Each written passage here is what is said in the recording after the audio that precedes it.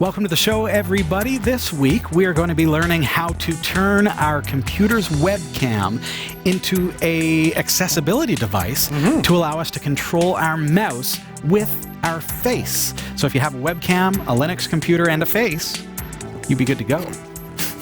Stick around.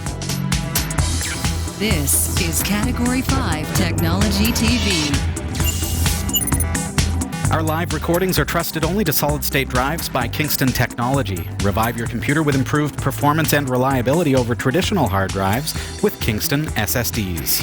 Category 5.tv streams live with Telestream, Wirecast, and Nimble Streamer. Tune in every week on Roku, Kodi, Plex, and other HLS video players. For local showtimes, visit category5.tv. Category 5.tv is a member of the Tech Podcast Network. If it's tech, it's here. cat5.tv/TPN and the International Association of Internet Broadcasters, cat5.tv/IAIB. Welcome to the show, everybody. That makes me think about all of the platforms that Category 5 is on. I was just looking at our subscribe page the other day. Okay. And realized, like, we have, not only do we have RSS feeds, but we're on things like Stitcher and iTunes and obviously YouTube and all of these platforms that we don't always mention. But it's like, do a search and you may be surprised to find us on Spotify or various platforms. So I'm going to work on that because there are some that we need to add there. But all right. If we are missing from your favorite podcast aggregator, we are on Podcast Addict as well, and they've got a great support team. Oh, yeah, I like Podcast Addict. Me too. Yes. Too.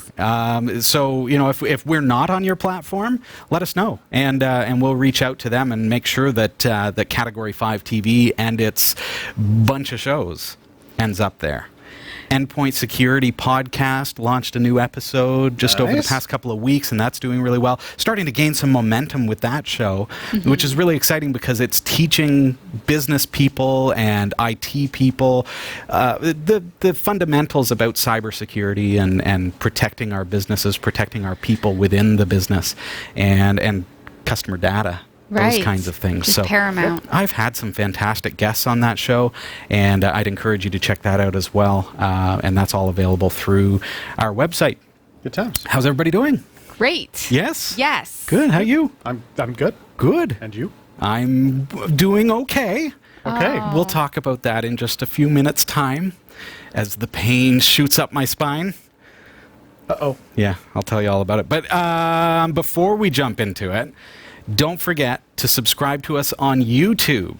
And when you do that, make sure you click that bell as well. That's going to give you that notification, which I noticed when we went live tonight. I looked at my phone, and it actually said, not only did it say Category 5 TV is live, but it gave me a button that would allow me to automatically start watching. Oh, nice. Just like that. That's good. So I don't know if that's new or, you know, usually I'm live, so I don't pull my phone out and look when I flip the switch. But Thank maybe you that's for that. that's a cool feature. It realizes that you're not watching on your phone. And it's like, hey, Yes. you need to. Exactly. So by hitting that bell, it is going to alert you not only when we're live, but also when we release pre-recorded videos and things like that. Do keep in mind, we have two main YouTube channels. Now, we've got several because we have various shows, but Category 5 Technology TV has Category 5 Technology TV. Obviously. Yeah. Yes, but that's like the 1 hour, 1.5 hour show. So for those who don't want to sit through the entire length of the show, you can go to linuxtechshow.com. That will take you to our kind of daughter channel, which is all the edited down clips Yeah, so they're from like Category little 5. snippets, like 10 minutes long, stuff Yeah, like some are like 3 minutes and some are 18, but it's never going to be like a full-length show. It's just the main feature. So I edit those out and put those up on linuxtechshow.com.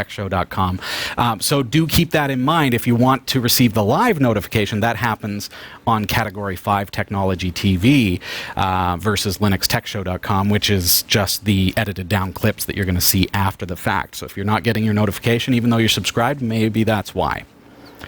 All right. Ready to get into it? Yes. Indeed. I have been in an unbelievable amount of pain over the past 13 days. and counting. 13. 13. I knew nothing about pain last week. No, 2. Yeah, last week I kind of mentioned, I don't know if it was during the show or just behind the scenes. I think it was behind the scenes. Maybe, yeah. Just mentioning that. I don't listen behind the scenes, so it's all good. But the past week has been excruciating. So I suffer from ulnar nerve entrapment, which has flared up. And those who are aware of what that means, I've got a nerve, and so do you, that goes down your arm. And if you go, repetitive stress injury causes it to swell. And when that happens, the pain is unbelievable. So I'm actually wearing a brace today, and I may not be able to use my right arm quite as much as I normally would, and I might flinch a little bit as I do use my right arm. But that's what I've been going through for the past 13 days. Mm-hmm. And it comes and goes, but it comes in waves, and it's been really, really bad. You do such a good job of not being in pain visually while you're doing a show. I realize that you're so close to me that you probably see the little bit of a shakiness to me. Sweat. Yeah, I've got like a little bit of a like nerve pains are like real. Flinches and spasms, and my back has been spasming. My right pec has been like pulling a Terry Crews, but unintentionally. No control over that. But that's what I've been going through. And those of us who work in an office environment where you're sitting at a desk all the time. Now, I'm not saying it's okay for me to work as hard as I have in the past few weeks that caused this injury. That I'm learning to say, I have to learn to say no. Yes. Right. We kind of have to learn to say no when we've got those kinds of deadlines that are, or at least say, maybe next week. I was facing a really strong deadline that I promised the customer, and I really wanted to achieve that, but other things happened. A server went down on Monday that I had to deal with, and other things took place throughout the course of the week, and so I was behind schedule, and I had to catch up. Over the course of 2 weeks, I put in 80 hours on this one project, plus working full-time, plus doing everything else that I do. That's a lot. So it was really tough, and I didn't realize that I was hurting myself. And I did. So if you're that person who's like sitting at your desk and thinking, no, I can just get through the pain for just, you might have to feel that pain for the next few weeks. So please be careful. But my whole reason for explaining this to you is, okay, for one thing, Robbie's human too, and so we all go through the same kind of things that you go through in your office environment and with life in general. But I had to figure out, okay, I still have to go to work every day. Mm-hmm. I still have to sit at my desk, and I still have to program websites and do sales and do support and everything else and answer tickets. And how can I do that? It's been tough, I'll admit. Can you voice automate some of that stuff? Like a headset? Probably, yeah. But you get into some expensive stuff. Mm-hmm. The pain has also caused it to be really hard to focus and concentrate. So if I seem to drift during the show tonight, just kind of, hey, take over for me, will you? I feel a spasm in the back of my arm happening as well. So you mentioned... think you ought to be really happy that it's me standing on your right side, so I will not, poke you if you start to Jeff would be rough. Yeah, he's rough and tumble. How's it going, buddy? How did I get that? It's like, oh, just the guy who's going to hurt Robbie. No compassion at all. That's not true, really. I tease. Yeah. So if I lose my train of thought, just know that's why that's happening tonight. Okay. But you mentioned that maybe you could use a headset, or maybe you could use a device or an accessibility device. And yeah, absolutely. And on Category 5 Technology TV, we have in fact looked at some said devices. Oh, cool. One of them was a sensor that you put above your monitor, and then you wear a special baseball cap, and that baseball cap has a sensor dot that the sensor would read and would be able to track your movement of your head and things like that. But they get expensive. You can get things that you put on your head that have sensors that you can control that way. And I'm by no means in the worst state. There are people that are well worse off than I am in the state that I'm in right now. But through trying to figure out how can I still continue to work, I thought this would make a really good demonstration because of what I had to go through. So, as I mentioned, we've looked at some technology in the past. And the TLDR, here's what we're getting into. We looked at a program called eViacam a long time ago. So Enable Viacam is what it stands for. And it's a free tool for Linux that allows you to control your mouse cursor using your facial movements. So assuming that you have the capability of moving your head reasonably precisely, so you can't, it probably won't work for somebody who has mobility issues in their neck, those kinds of things, or certainly if you have pain in your neck, it's probably not a good idea. But as a free option for accessibility, not necessarily to replace my mouse, but to add some accessibility as an alternative to my mouse. So with the mouse still on my desk, I can forget about the mouse for a few minutes, put my arm at my side and let it rest, and control my mouse with my face. Okay. Imagine if that was possible. But unfortunately, that demonstration was so old. Like, we're going back many, many years here. 2012 is when we did that particular demonstration. And it was groundbreaking technology at the time, but unfortunately, I tried to install it and it didn't work. Okay. So shall we get into it? Yeah. Again, TLDR, I got it to work, and I'm going to show you how to do it tonight. Okay? Wow. So let's jump right into it. I'm going to show you what happened. So first of all, the way that I normally would install this, and I'm doing this on Linux Mint 19, is I'd bring up my package manager and just do a search for eViacam. And you'll see that the package comes up there, and I can mark it for installation and apply. So this is going to download this through the interwebs and install it on my Linux Mint system. So keep in mind, this is a modern Linux Mint system, not something like Ubuntu from 2012. But this is the 2012 software. This is the old software, right? Okay. Now, they've kept up development, but let's see what happens. So I'm going to click, it's finished installing. I'm going to click on my applications menu and type in eViacam and click on it. And I would expect that it would come up, but it's not actually doing anything. So, maybe it's not loaded yet or something like that. So let's try again and click on it. I mean, it looks like it installed, but it's not actually doing a darned thing. Right. Which is not very helpful for me. So one way we can find out what's going on with the program is to jump into our terminal and then type in the command that you would use to launch it, which is eViacam. And do you see what happened there?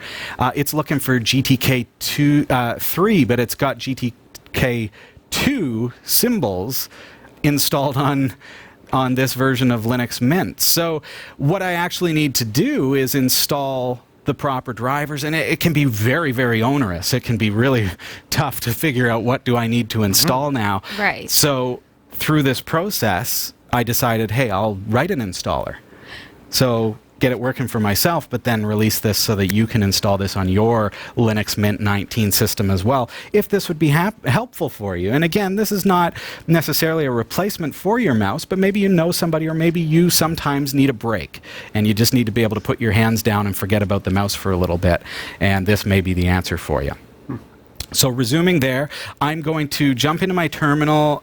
First, before I do anything further, I'm going to uninstall the version from the repository. So again, back into Synaptic Package Manager, do a search and unmark it, mark for complete removal, and apply that. So this is just going to rip out all of the stuff that it had installed before and clean things up. I'm not going to use a flat pack. I'm not going to use snaps. I'm going to use good old Bash. So I've got Git installed. You're going to need that, apt install Git. But with that installed, let's jump into /temp and git clone my repository, which is https://github.com/cat5tv/eViacam, and hit enter. That's going to clone the software that I created for you, cd eViacam. And now just simply sudo /install.sh. And I'm going to let that run and explain to you what's happening here as I kind of speed that up for the sake of TV. So it wouldn't run this fast. It takes about 15 minutes to set up. But you can kind of get an impression as to how much junk is actually needed in order to make this go. Oh my goodness. So you would have had to go through this process all by your lonesome. There it is. WX widgets is what we need to replace. So we're actually compiling a new version of WX widgets after removing the included version on Mint 19 because we need to have that GTK 3 extension included. So, and then we're downloading and installing eViacam. It compiles it. Like, this is all a bunch of gibberish, I know, right? This is intense. So what the script does, and if you look at the install.sh file, is it removes some of the stuff that is incompatible. Full disclosure or disclaimer, it could technically break things. It's probably not going to, but understand what's happening here. We're removing WX widgets and installing a new version that has GTK3. And apparently it's done. So it says the command to run eViacam is eViacam. Just like that. Just like that, right? So let's try running the command. So remember, what it's done is it's removed a couple of things. It's installed a whole bunch of dependencies, things that are required by eViacam in order to operate and by WX widgets in order to be compiled. Right. And then it's compiled a custom version just for you, just for your Linux Mint system. I'm going to jump back to my terminal window here. Just bring back up. I'm just going to minimize a couple of things there and jump back onto my laptop. And if I type eViacam, it says not found, user/bin/eViacam. Let's see if I can make that a little bit. I can't make that a little bigger for you. I'm going to tell you verbally what I'm typing. So I'm going to type which eViacam, which will show me the actual location of eViacam, which is user local bin eViacam, which is apparently not in my path, but that's fine. I can just run that command. And if all goes well, so as soon as I hit enter, we should see my webcam. Now, keep in mind, you do require having a webcam in order to do this. But most of us, like the laptop has one installed. You may have one kicking around, and if it's reasonably good quality, it should work for you. With eViacam running, now you can see it's actually tracking my face. See that? See the box around my face? And we've got some green dots that are happening that are kind of tracking things there. That is cool. I want to take it to the next level and actually show you how this works. But I think before we do that, we got to take a break. So right after that. Stick around. We're actually going to configure it with the wizard, and then we're going to give it a couple of tests and see, like, can this really help? So that I don't have to put my hand on my mouse. I think it's going to work because nothing ever breaks when you do it. When we're on live TV, compiling custom applications, we're taking doing things that shouldn't be possible. Yeah. All right. Stick around.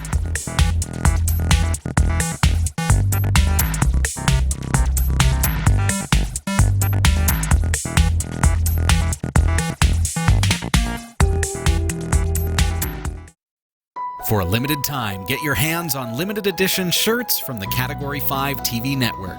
These high-quality shirts are manufactured by Teespring, a fundraising website, and your purchase will help support the shows we produce. Get yours today and send us your pictures to be featured on the corresponding show.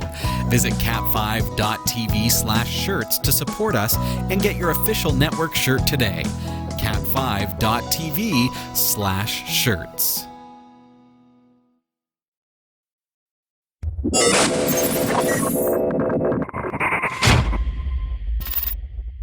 Welcome back to Category 5 Technology TV. We have been learning how to hack 2012. Not quite. Oh yeah, time travel. Make it go on 2019 distros. That's right. Yeah. No, so we've been talking about eViacam. Yeah. That was originally a 2012 software for Linux. Well, it's been around for a long time, that's Jeff. when it first came out. We, to clarify, we did a demonstration of it back in 2012. You remember? Yes. Yeah. And it worked great back then, but it didn't work on a modern Linux operating system. Right, and so you had to make some tweaks, download a bunch of... I just wrote an installer script. Just wrote a script that made it go. Right, fair enough. Yeah. Now, on the break, there was two questions that popped up in the chat room. Mm-hmm. Well, one was more so of a comment, but the one question was from Ugaraba, says, what is the application tracking? Is it the face and the eyes? The nipples? Because on your screen, you've got the red box that picks up your face, and then there's the green dots for the eyes. Okay, so let's actually get in there and see what it's seeing. Do you see that? So it's figuring out what is a face. So it's putting dots around my nose. It's putting dots on my eyes. Do you see the green dots? Yeah. Yep. Okay. So it's tracking all kinds of stuff. All right. And now the other comment was from Solbu. And so he was watching the compiling, and he said the only thing he didn't like is that it was done in root. Is there another way to do it without being in root? You could modify the install.sh file so that just the make install process happens as root, but there are a couple of things that have to be root. Obviously, apt install, which you can change to sudo if you want within the script. Also, apt remove to get rid of WX widgets has to be sudo, and of course make install. So both of those tools, WX widgets and eViacam, are compiled, which does not require root, and it's done in a temp folder, so it is able to access that even as your non-root user. But that final step, the make install, requires being able to access system components, and of course that requires root. Right. Okay, so you can modify that. I see another issue that you do raise is that I am accidentally running as root. I could no, I'm not. I'm actually not running as root. I thought I was. I don't know if you see that. I'm running as Robbie. Oh. I had run the installer as sudo. Right. Sudo./install. I didn't do a sudo su. So I'm actually running eViacam as a non-root user. So to answer your question, yes, you could hack that up. Feel free to do a PR if you prefer. It's up to you. But if you look at the script, the only things that are happening that are as root that shouldn't necessarily be as root is compiling the software within a /tmp folder. Okay. So there's no harm, no foul. You can look at the source code and see exactly what's happening there. All right. Let's see it. Okay, so you want to actually get in and see how this works. Okay, yes. So keeping in mind, I want to deprecate the need for my mouse, or at least supplement the need for my mouse. I'm going to click Next, and it says, okay, yeah, it detected the integrated camera. That's the built-in one, and I also tested this with a Microsoft LifeCam, and it worked flawlessly. Okay, so locate face automatically. Yeah, of course. Disable eViacam if no face is found. I like to turn that on so that if I walk away from my desk, it's going to turn off until I turn it back on again. That's kind of cool. That way, if someone sits down at my desk, it doesn't start moving to their face. Right. Okay. Next up, perform assisted calibration. Yeah, let's do that because I want it to be as accurate as possible. Move your head left and right. So left, right, left, right, left, right, left, right. How long do you have to move left and right? Right. I don't know, Jeff. I'm just doing what I'm told here. Come on. Okay. Left. Oh, there you go. Up and down. Up and down. Up and down. That hurts to look down. This is why you don't want to have any neck problems. Yeah. I feel like this is like a 1980s. Oh, okay. Now look. Look at what's happening now. Oh, look at that. Oh, sweet. Okay. Do you click my blinker? It says hover, move your head to see how it works, which I'm doing. So if I move my head, and then it disappeared, and now I've lost control, and I have to actually use my mouse again. I was enjoying that. That was fun. So next. Oh, well, enable pointer control. Let's set up our axis speed. So this is all being controlled with my face. So if I go to the left, I'm going to zoom out a little bit so that you can see the full window here. I'm going to go to my right, and I'm just moving my head here. I feel like that's pretty natural. Like it's following, but I don't like that I can't. Oh, I can stand. Oh, neat. I can kind of like stand up. It might be because it's looking up at me, right? But that could be a little bit faster. So I'm going to increase that to 14 for looking up and down. Yeah, that feels much nicer.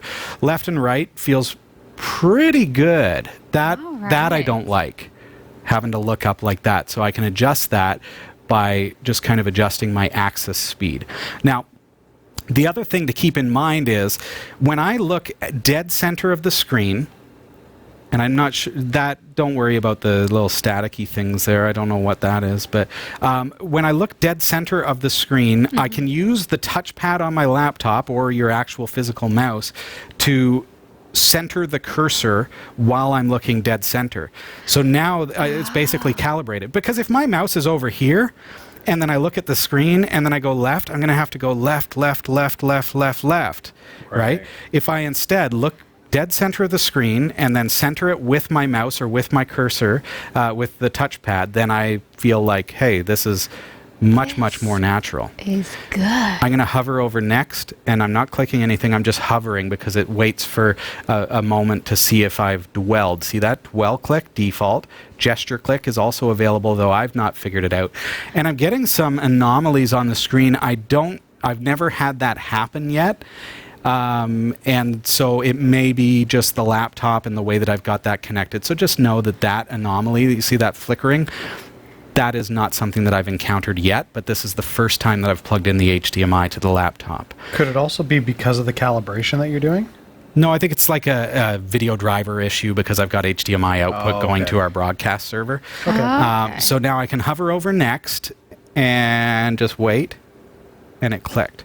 Okay, so now I can go run this wizard at startup, click, start eViacam at user login, click, impossible to get permissions for file, no such file or directory. Oh. Well, because it doesn't have a launcher. That's fine. Enable eViacam at startup. Good. Okay, finish. Again, I'm controlling that 100% exclusively with my face. Hands-free. Yeah, hands-free. So my hands are up here, folks. Nobody's messing around. This is not a gimmick. Yeah. So, folks are... I don't even know where your mouse is. It's just a touchpad. Just a touchpad on the computer. Gotcha, okay. Yeah. So I'm going to, with my hands free, I'm just going to try a couple of things. Oh, I see a window up here that allows me to change the click action, which is kind of cool, and I'm going to probably try that. I'm going to go down and click on the menu by just hovering my face. And then let's go on to, let's say, the internet. Chrome. So I've kind of gotten used to, now you've lost me, I wonder if I can get over, can I, with my face, actually get over to the restore button, and now I'm not sure. How do you move the window? Yeah, I'm not sure how to move it, so what I'm going to do is I'm just going to touch my mouse button and then move it with my face. Okay, so I'm using the hovering, the dwell to click, which I don't particularly like myself, so I'm going to hover over pause. There we go. So now, as I move around, because what I find happens in that instance is that I'm clicking on stuff as I'm reading websites. Right. Because when you dwell to read something, all of a sudden you start clicking with your face, right? So what I prefer, now I have a trackpad at my desk, so I actually turn it sideways and use my left hand to just tap the mouse button. So I don't have to use the trackball or anything. I just use my face, and I control it that way, but then I click with my left hand. This is great. This instance, so what I'm going to do is I'm actually going to tap the mouse button on my laptop. So again, with my left hand, which is not affected by the ulnar nerve entrapment, I'm going to just put my hand over top of that mouse button. So now I can look around and I can move the window, see what I'm doing there with my head. It's a very subtle gesture, but I can, go like that. And let's actually do some stuff. Can I get rid of this window here? Yes, I'm going to hover my head right there and click, and that gets rid of that. Okay. Can I make a request? You can absolutely make a request. Can you type something? Can you pull up a keyboard and type something? You could if you wanted to use an on-screen keyboard. Okay. I'm not at that point. I can still use my hands okay. I just want to get away from using the mouse. Right. And an on-screen keyboard could be pretty annoying. I'm just wondering, the scope of where you could take this technology. Sure. Oh, you could do all that stuff. If you have real issues with that extend beyond, I can still use my mouse. It just really hurts. So I try, and I'm told I really need to let this rest for 3 weeks. So I try to stay away from the mouse if I can. Right. So this gives me an opportunity to only use my left hand, and then I'll type with my left hand, but sometimes I'll bring my right hand in and I'll start typing as well. Okay. So now, yes, Jeff. What if you throw a second face on the screen? Does it mess it up? We could always try that, Jeff. I mean, typically you're sitting at your desk with yourself, right? So here's me controlling. Yeah. Does it pick you up? No. No. So now if I get out of the frame, ignored. Can you control it now? Oh, yeah. Yep. Whoa. You're not calibrated. See, it was off to the right. I'm definitely not calibrated. So because this is your first time ever doing it, Okay. Jeff, use the mouse to put it in the center while you look into the center. All right, hold on. Let me actually. Well, you're moving your head at the same I time, know, and but that's a mouse. that's what I'm saying. I want to There. actually be centered. Okay. All right. All right. Wow. So that switches to a different user very easily. Yeah. But it now did get not. Now okay. get out of here. Get out of here. All right. Yeah, and the calibration was pretty simple, right? So I just Yeah. used my touchpad. So let's, okay, so I brought up Chrome. Let's bring up my website. So, I've probably already got it here. So category5.tv. Remember, I'm just using my left hand. My right hand is completely free, okay? So I'm just clicking, that's the forum. So do I have home? Yes. Beautiful. See how easy it was for me to actually point with my head to the home button? And that's not a small, that's not a big button, No. right? Okay, so we're live on the air. Let's actually use the search feature. So I'm going to bring up search, and I'm going to type eViacam on our website, because that's how you can find this video once it goes live. And let's actually use that scroll bar on the right-hand side and see if I can actually manage. Oh, yeah. And I'm looking down. That is So, great. see this? And there's that episode. Yeah, that's the episode 259 from September 2012. Wow. So, wow. Okay, so I'm able to click around pretty accurately. Was that Sasha's first show? It says introducing Sasha. Yeah, your first I show. don't remember my first Wow. show. Well, That's now so you know funny. it Now was I know. eViacam. And now you have the answer to that. So I was impressed with the touch screen when you used your touch to click the X. Yes. Because that takes some precision. The X is pretty small. Do you think I can click the X and close Chrome with my face? Now, I'm going to click with my finger, my left hand, but can I do this Can you click with my face? So, yes, I can, as I nod and the cursor goes all over the place. That's another thing to mention. I'm going to just show you this really, really quickly. Let's say I look way up because, there's a bird up there. Oh, it right? recentered, actually. Now the calibration's a little bit off. So what I can actually do is I can look up until it hits the edge of the screen, look down till it hits the edge of the screen, look left and look right, and it will basically center itself as well. So now when I look dead at the center of the screen, the mouse cursor is basically in the center of the screen. It's amazing. When I move to the left, it's moving with me. And it's actually...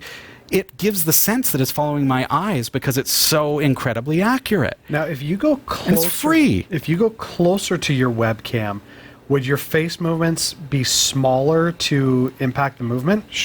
Like I'm thinking of somebody who maybe has limited neck mobility. If they were if closer, I was right in here, yeah. And so what is the mobility like here? So it's much more sensitive, but I could adjust that. Remember my sensitivity settings? So I could adjust that. And it is, right now I've got it set for me standing back here. Right. Because that's how I calibrated it. Okay. So But- if you did have a webcam closer to your face, you could do it with limited movement. Oh, yeah. Oh, absolutely. Sure. Yeah, and it's very sensitive. So I'm going to just barely move my head. Watch the mouse cursor. I'm going to look, I'm going to point to the number 1 there that's in green. Are you ready? Okay. So watch how sensitive this is. Okay. So I'm just barely moving there. And I can get down to that. See that? Okay, so let's click the X. Hello. Easy. Yeah, okay, so let's bring up Calc. So where would I find that? Office, LibreOffice Calc. Okay, this is similar to me wanting you to use a keyboard, Sure, yeah, but here I am controlling this. And I promise you, I'm not touching the touchpad. No gimmicks, no tricks. I am only controlling this with my face, but clicking the mouse button on the laptop with my left hand. So here I am in Calc. So, and this is being controlled with my face. I'm just going to calibrate by looking left and looking right, looking up, looking down. And let's click on, give me a cell number that's on the screen. So like K10, I think that would be, well, here's K, and that's 9, 10. No, 11. There. Let's do one a little closer to here so I can see the edge. So B what? B5. B5? Okay. There you go. So I'm doing that with my face. So it's that simple. I can click with my left finger and drag, click around, and I'm not having any trouble getting my, no pun intended, but my head around this. I'm not having any trouble with the controls. I did turn off the dwell clicking because I find that it's easier to just use my left hand to click. Right. But other than that, beautiful. There you have it, folks. I cannot believe that it was my first show. There you go. Now you know, right? Yeah, this is not going to be my last show. Like, I feel like about to say, don't make this your last. There we are. Now, I mean, obviously we're not set up for this, but it makes me wonder, could you use this for, other purposes? Like, yes. Like, I don't know, like some sort of, simple gaming or something, like as a first-person shooter. So. Or, like, I don't. Well, like, I don't know how. Like point and click games. Yes. Can you? Yeah, I don't see why not. But realistically, this is just like controls for your computer to help with your day-to-day. Yeah. Can you click by winking? No. But what you can do is a left click is a tap your head to the left. A right click is a tap your head to the right. A double click is a tap up. Down is some, I don't know. Space. I never got that working personally. But I didn't need it. Right. Is there, let's actually bring that, and I clicked on the wrong thing. Now, in my new line of work, I have encountered people with very significant mobility issues. And now I'm just going to be talking this up all the time. Yeah. You get into the documentation for that. There is that capability, but I didn't like it or find it helpful in my case because I'm using the click button. But there is the feature to use that, like quick look to the left click, for example. So there you have it. That is eViacam running on Linux Mint 19 in 2019. So my system, if I did an apt upgrade, dist upgrade, everything's current. I'm running the current kernel and it's up to date. And we're now running eViacam on this system using that install script. So, bananas. And just so I'm clear, I didn't create eViacam. I didn't do anything more than look through some of the issues that were posted on their GitHub, see how other people have fixed this, and then just made it easier for you so that if you want to use this, you don't have to do the same process. And maybe there's somebody out there who wants to use this and is not quite as technically savvy to follow those kinds of things. So, so it really helps. Now, thinking about what you said about, this is your Linux Mint 19. Yeah. If you did because something had to change in order to make this happen, if 2 weeks down the road you do an update and an upgrade, is that going to undo that stuff? No. So it should all still be in place? The script removes the stuff that affects its functionality and replaces it with a custom compiled version. Right. So that won't get overwritten? No. Cool. No. It'd be good to go. Only a final note is that it's for Linux, as you're probably aware. So, way to go, Linux. Yeah. You win again. That won't be a problem for any of us or our viewers. Remember, it's Linux. Updates don't generally break things, Jeff. That's true. Although you did give a warning. All the links are below. Yeah, that's just a caveat or a protection for myself. If it breaks your system, don't come running to me. That's right. Yeah, but links are below. You can click around to find your way to eViacam. Enjoy. Yep. We do have to head over to the newsroom. Sasha, you ready for us? Sure am.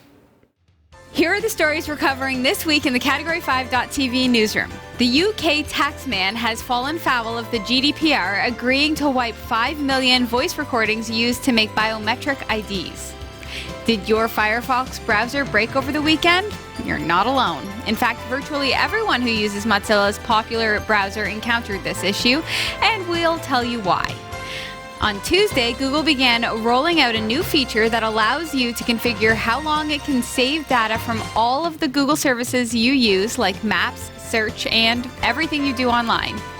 And researchers have taken steps towards an iconic Star Trek medical device. These stories are coming right up. Don't go anywhere. This is the Category 5.tv newsroom, covering the week's top tech stories with a slight Linux bias. Jeff Weston. Yeah, man. You're building a brand new, beautiful website. What? Aren't you? No. Am I? Oh, you're a terrible actor. What? This is where acting comes into play. Oh, I didn't know we were acting. You're supposed to act. Okay, fair enough. All right. Yeah, I'm building a really cool website. Are you building a really cool website? Just because Jeff is confused doesn't mean you have to be. Visit cat5.tv/dreamhost to sign up for unlimited web hosting for your website with unlimited email accounts, MySQL databases, the latest version of PHP, WordPress, and more, and even a free domain name registration. It's less than $6 per month, so sign up today. cat5.tv/dreamhost. I'm Sasha Rickman, and here are the top stories we're following this week. The UK taxman has fallen foul of the GDPR, agreeing to wipe 5 million voice recordings used to make biometric IDs. Yes, that's right. Her Majesty's Revenue and Customs, aka the tax collector, has agreed to delete 5 million voice recordings that it used to create biometric IDs. The voice IDs were used to speed access to its phone lines, but were created before the implementation of the European General Data Protection Regulation and violated the tougher rules. HMRC will keep about 1.5 million voice IDs, which are in use, but delete around 5 million where explicit consent was not received and where those people had never used the system since creating the ID. It's actually some pretty cool tech. They had followed several banks and other organizations in using a My Voice is My Password system to identify account holders. It will continue to use the system, but in line with GDPR rules and its own published privacy policy. Chief Executive Sir Jonathan Thompson said in a letter that they will continue to use Voice ID because it is, quote, popular with our customers, is a more secure way of protecting customer data, and it enables us to get callers through to an advisor faster, end quote. I'm calling about my taxes. Just let me talk to you about my taxes. So what? Somebody can, maybe like a Trump Impersonator could actually get to the bottom of some stuff. What happens if you, like, that's so many, I mean, granted, they're getting rid of so many voice data files, but what happens if you sound just like somebody else? Sure. Can you?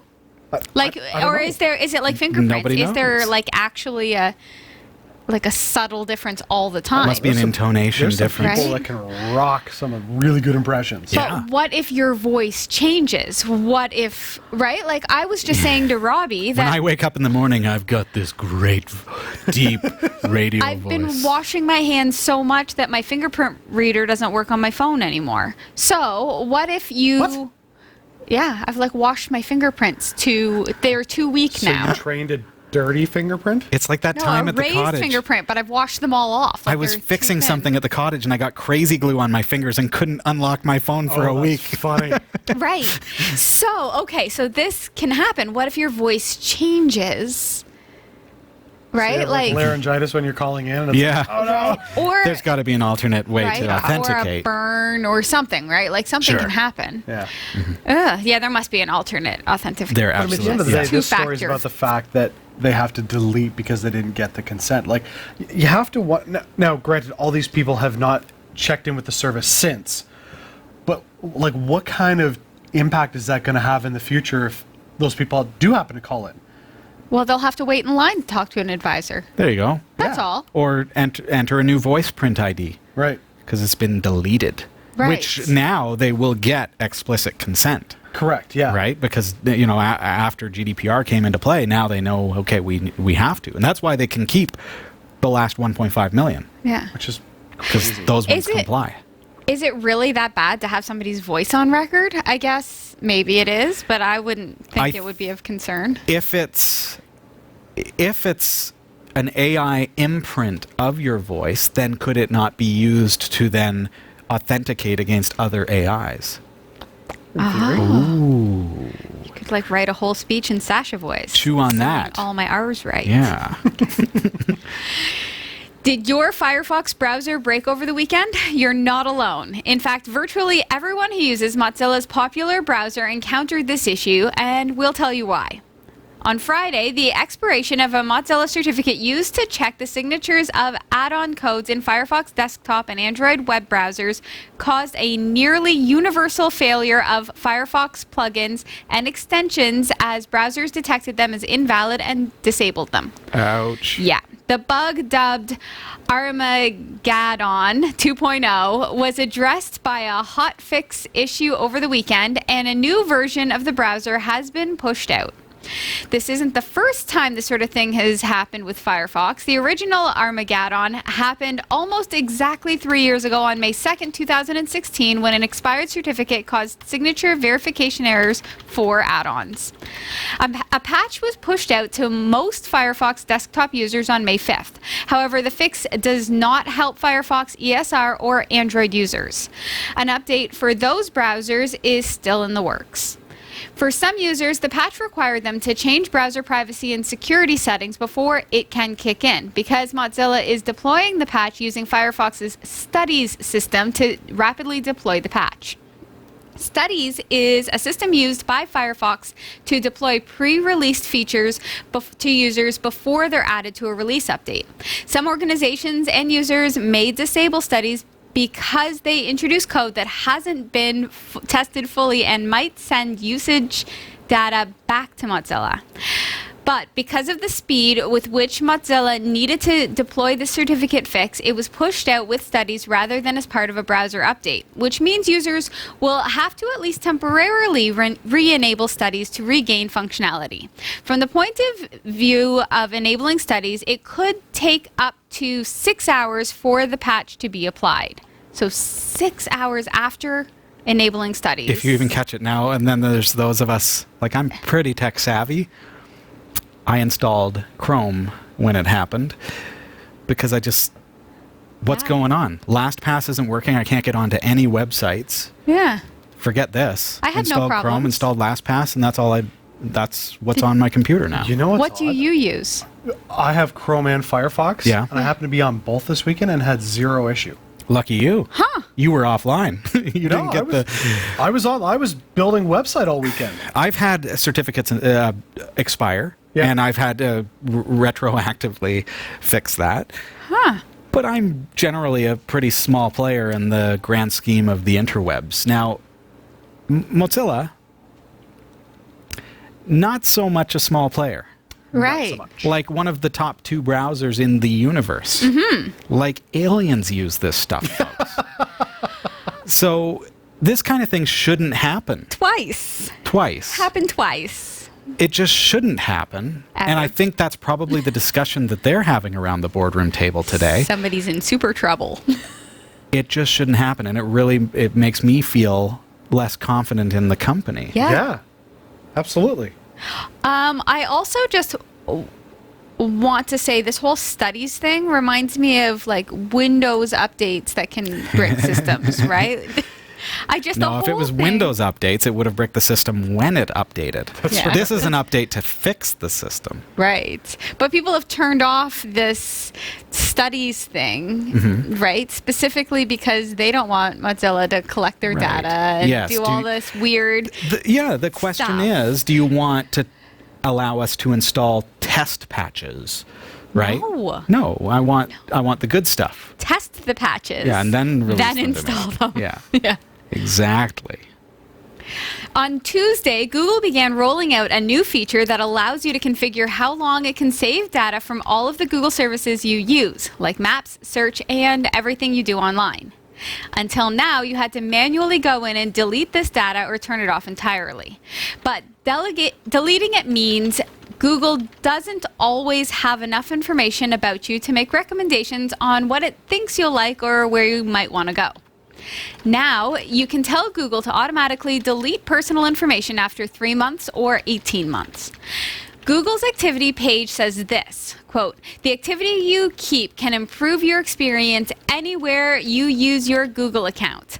What you search, read, and watch can work together to help you to get things done faster, discover new content, and pick up where you left off," end quote. Google said during its event Tuesday that it will expand these controls to make them easier to find right inside its apps. But for now, the quickest and easiest way to manage your privacy is under Data and Personalization when you log into myaccount.google. You'll find the new feature under Manage Activity. Google said that it's also rolling out similar controls for how it tracks your location data. Some people may say, oh, but I don't want Google to track me. So, why does it matter to me that Google needs to be able to make recommendations, right? Yeah, I personally, and I realize that I'm probably in the very strong minority on this one. I love my search history being remembered, my preferences being remembered. I rate places I've been and hope that Google will tell me places like it. And I love my location services on because sometimes I forget what I did yesterday and then my phone reminds me. That aside, being able to look back at your history, being able to look at, that's fantastic. And maybe that's something you might want to opt out of. But keeping in mind that part of what makes Google so great, so powerful, and dare I say, so accurate, is that it is able to learn from what you're looking for. And so we think in terms of advertising because that's the way the media slants it. Right. And we think, oh, but I don't want targeted advertising. I don't want those things. I don't want you to know more about me to be able to display ads. Well, when I search in Google, it also presents results systematically based upon what it thinks I'm probably looking for. Right. So Search Engine Optimization 101 says Java is the name of an island. So if I'm searching for vacation spots and I'm looking for a vacation home or a rental or something like that, and I go into Google and I type in Java, now if it doesn't know anything about me, it's just going to give me a whole bunch of pages about coffee. Right. If it knows that I'm looking for a vacation hotspot, it may present me with this sweet little island. Right. Right? So this information is very, very helpful when it comes to the search engine standings and how things are presented to me within Google. Google for me is super smart and intuitive in that I'll search for a recipe one day and 3 days later in my news feed, a whole bunch of different recipes will come up. I've made delicious dinners just based on the fact that Google's like, Sasha's kind of into cauliflower right now. There you go. Send her some stuff. Yeah, what's in your fridge? That's right. Here you go. Here's some recipes. It's delicious. I took cauliflower, sliced it sideways. Yeah, I saw that. And I marinated it and brushed it with some nice, I made my own marinade and everything, and I barbecued it. I also put a steak next to it. That's for me. My new favorite is I take not cauliflower. I take this is ridiculous. the florets and I make like a flour water garlicky paste thing. Am I right? I brush the stuff on it, put it in the oven, then I bake it for about 20 minutes, and then I put hot sauce on it, bake it again for another 20 minutes. It's kind of like cauliflower. A little Tabasco. Wings. Super good. Anyway. Jeff wants to move on. Researchers have taken steps towards an iconic Star Trek medical device. How have you been treating yourself lately? Any cuts or abrasions? Have you had to kiss any skinned knees? Gotten a scratch from a temperamental cat? If you've had to reach for a bandage since the year began, don't worry, you're not alone. In fact, in 2018, the U.S. spent close to $774 million on self-sticking bandages of various kinds. Wow. And we needed them. Open wounds must be covered up so that they can heal properly. You don't want anything infecting the dermis. That's your skin, while it grows a new layer to replace what was lost in injury, and that takes time. Obviously, a paper cut heals faster than a nasty slip of the knife while dicing veggies for dinner, and even that heals faster than a larger wound sustained in a high-impact accident. The larger the wound, the longer it takes to heal. If your skin is too damaged to heal by itself or with the aid of stitches, doctors might try taking a graft of healthy skin from another part of your body to replace the injured spot. But it's a painful process, leaving you with just that much more dermis to regrow. Taking healthy skin from somebody else isn't an option either. Your immune system, zealous defender that it is, might mistakenly treat the new graft as hostile and make you terribly sick as it tries to fight off the invader. Of course, in Star Trek's 24th century, any ship's sickbay, home medicine cabinet, or halfway decent field medical kit includes a trusty dermal regenerator. It's the ultimate point-and-click solution. Just aim it at the wound and turn it on, and its gentle beam of healing light magically closes the skin up. How does it do that? The name is a dead giveaway. A dermal regenerator seems to literally regenerate your dermis by prompting new skin cells to grow in the beam's wake. It's the perfect solution. While you won't find the 24th century's answer to the Band-Aid in a drugstore near you anytime soon, we can at least see it in our long-term range sensors. Researchers at the Wake Forest Institute for Regenerative Medicine, led by Assistant Professor Sean Murphy, developed something that they call a mobile skin bioprinter in June 2018. The paper was just published in Nature's journal Scientific Reports in February 2019.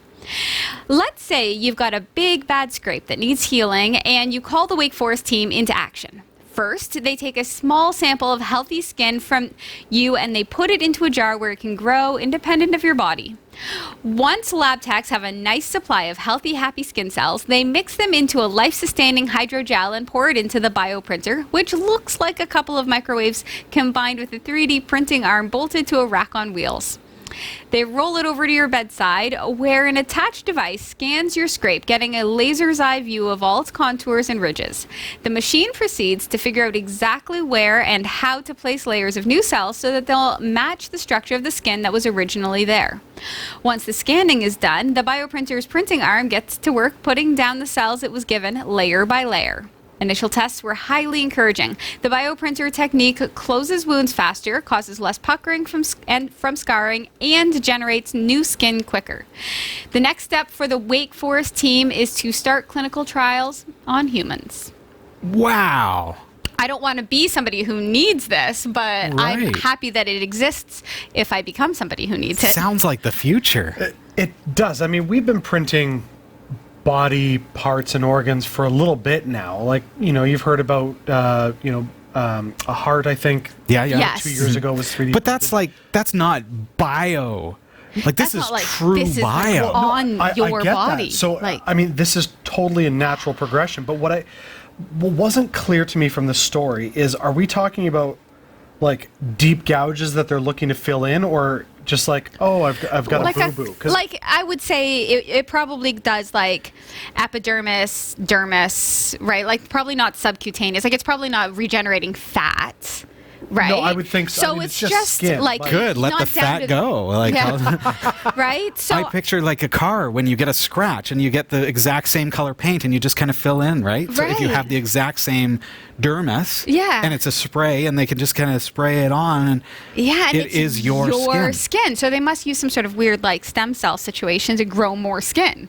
Maybe. You would think. What I'm wondering though is, could this take on a cosmetic approach?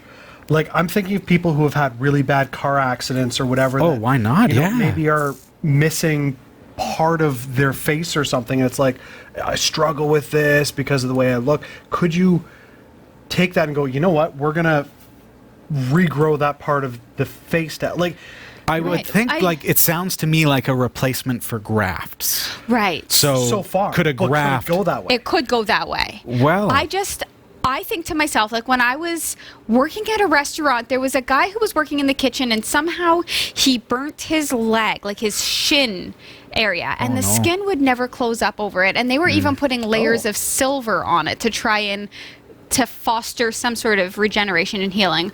This sure sounds he's fine now. like the early 30s. Like, let's just like rub some mercury on that. So evidently, silver is a really good healing thing, but they were putting like layers of this silver. I'm pretty sure that's a vampire bite right there. Anyhow, right now, if that were to happen now and you were really close to the Wake Forest Institute, a prime candidate, because it's just skin. Like, the skin on your shin is really thin. So, Wow. So you can just print new skin. I love it. Think about an abrasion Yes. as a perfect example of a great starting point. Yeah. So like, Yeah.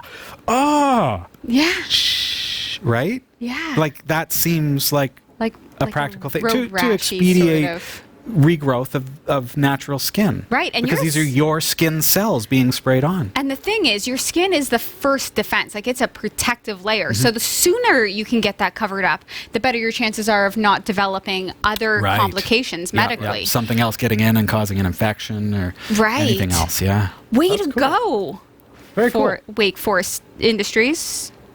You rock. Think of this moment 10 years from now when they absolutely revolutionize the world of medicine. That's right. Sounds incredible. Let's get a real quick look at CoinGecko. Here's what the crypto market looked like as of 1800 hours Eastern Time on Wednesday, March 8th, 2019. Bitcoin gained a lot. So if you invested in Bitcoin this week, you're doing well. Gained $576.98 US in the past week alone. Almost 10%, was it not? It's up from 53.39 all the way to 59.16. Okay, so yeah. doing quite well. Litecoin is up a little bit at 74.31. Ethereum at 169.24, gaining about $11. Monero is at $66.48, again gaining. Now, the little guys have lost ever so slightly, and Stellite, as we used to know it, has renamed itself. So they found out Stellite is actually a trademarked name. So it is now called Torque. And when you hear Torque on the show, just remember that we are now talking about what was formerly known as Stellite. And they are sitting at 1.18 ten-thousandths of a cent. Turtle Coin is at 1.14. Remember, if you're going to trade or do anything in the crypto market, remember that it is always volatile. And because the cryptocurrency market never closes, it could change overnight. It's not like the stock market that closes at 5 p.m. or whatever it is. Not It just this. keeps on going and things keep on changing. So do keep that in mind. Random side note, my neighbor's Yes. dog is named Torque. Torque. Yes. I thought you were going to say crypto. That would have been No, awesome. would have been good too. Anyone, if you name your dog Crypto, we will send you a gift. That's right. And probably a sticker or something. Probably. Big thanks to Roy W. Nash and our community of viewers for submitting stories to us this week. Thanks for watching the Category5.tv newsroom. Don't forget to like and subscribe for all your tech news with a slight Linux bias. And for more free content, be sure to check out our website. From the Category5.tv newsroom, I'm Sasha Rickman. And I'm Robbie Ferguson. And I'm Jeff Weston. We do have to take a really quick break, but if you have cast your ballot for a Kingston Data Traveler 2000, you may be our next winner, so don't go anywhere.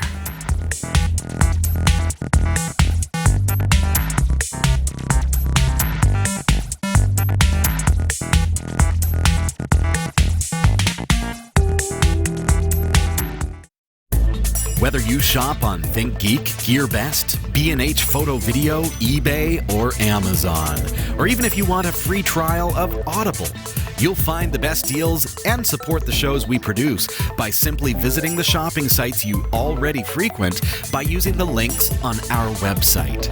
Visit category5.tv/partners for the full and ever-growing list and help us create more free content like this show. Thank you for shopping with our partners, and thank you for watching.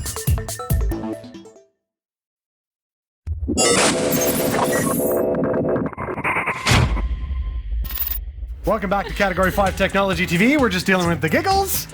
Lots of good stuff going on. Like The commercial breaks around here are much more fun for us. It's true. Yeah. It's true. But you've been waiting to find out about, are you the winner of the Kingston Data Traveler 2000? I love these things because it's an encrypted USB flash drive, and that means that your data is safe. I got mine too. But typically, nice, cheers.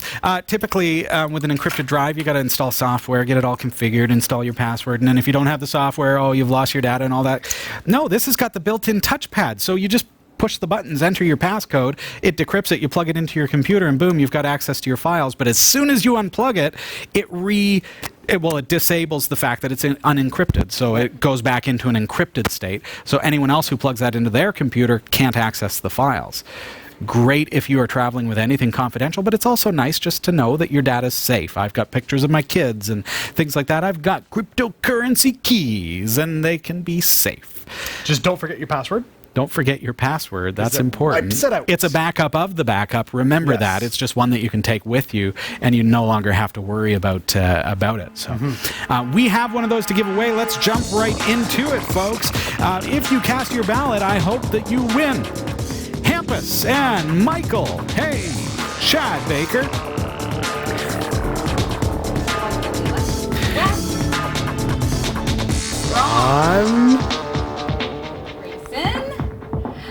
Trevor. Lots of names this week, folks. When are we going to get there? Faster, John. The ballots keep coming. Wayne, the Byron age tonight. Thanks for saying nice things about us, man. Michael Rutherford. Jerry. We'll call him Junior because Stan. it's flying by too fast. Thomas. Mark. I feel like this is like... Cougar. Peter. Hey. Good luck, everybody. William, Mary. I feel like this is like an episode of Romper Room. I see Richard. I see Richard. Edwin. Oh my goodness, there's a ton of William. entries. Wow. Bob. Hey. Anybody else feeling motion sickness right now? I am. Oh. Etienne. Carla. And I saw Dennis there as well. Chen. Michael. Alan. Peter. And we must be getting near the end. Don. Good luck, everybody. If you haven't seen your name yet, Scott. And the winner this week of a Data Traveler 2000 is... David Hartley. David. Well done. Congratulations, sir. You are the proud owner of a Kingston Data Traveler 2000. David, all we need you to do is just simply send an email to contest@category5.tv with your shipping address so that I can send that out to you. And that's all that it takes. And if you don't, I get to keep it. Is that the rule? That's my rule. That sounds fair enough. If we don't hear from you by, what time is it? 8:16? End of the show. 8:17 p.m., then that's Jeff's. No, we're kidding. Just mail us. Email us. Let us know where to send it. That's all the time that we have this week, folks. It's been great having you here. Thank you for your well wishes this week as well with my injury. And I'm hoping that next week I will be good to go. But that device, that setup that we looked at tonight has really, really been helpful for me, and I hope it helps you as well. Thank you also to those who have pitched in over the past couple of weeks. We're working toward getting that server replaced, and it is we're working our way there, and every contribution brings us a little bit closer. We've got to get a broadcast server in place, and I'm hoping that we can do that within the next month or so. So if you'd like to contribute, you can do that through Patreon. You can do that through donate.category5.tv to throw something in the tip jar. And we are also on Twitter if you want to find us there at Category5TV. I'm personally on Twitter at Robbie Ferguson, and I'm happy to follow you back. We're on YouTube, as I mentioned at the top of the show, Category 5 TV, and LinuxTechShow.com. And you can catch us on Roku, Kodi, Plex, pretty much any player. We're on Spotify, on iTunes, on wherever you want to find us. Just do a quick little search and you'll find us. If you're not finding us on things like Plex, you can actually download the plugin on our GitHub at Cat5TV on GitHub, so github.com/Cat5TV. Of course, just to make it easier for you, everything comes together on our main website at category5.tv, and you'll be able to find all the links you're looking for, or at least get into our community and ask some questions. We'll point you in the right to the right place. Hope you have a wonderful week, everybody. See ya. Bye.